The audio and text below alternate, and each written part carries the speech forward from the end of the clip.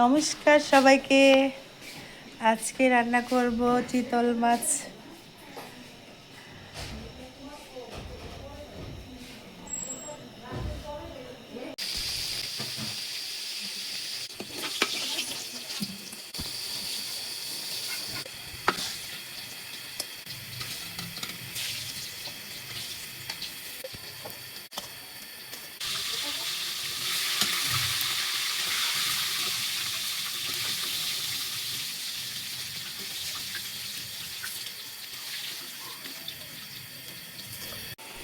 ফোড়নে জিরা, তেজপাতা, দারচিনি, এলাচি দিয়েছি। তারপর পেঁয়াজ, রসুন দিয়ে পেঁয়াজটাকে লাল লাল করে ভেজে নিয়েছি।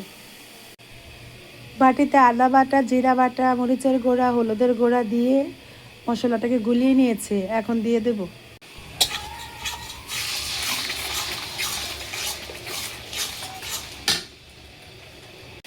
মশলা ভালোভাবে কষিয়ে নিয়েছি। এখন জল দিয়ে দেব।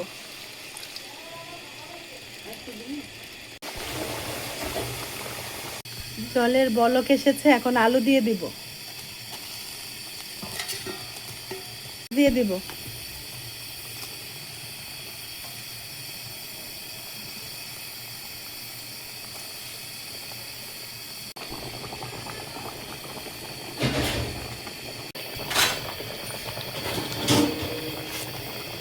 মাছ ভাজায় বেশি করে লবণ দিয়েছিলাম, তাই এখন টেস্ট দেখে লবণ দিলাম। দিয়ে দিব কাঁচামরিচ, দিয়ে দেবো একটু গরম মশলার গুঁড়ো। হয়ে গেছে আমার চিতল মাছ রান্না।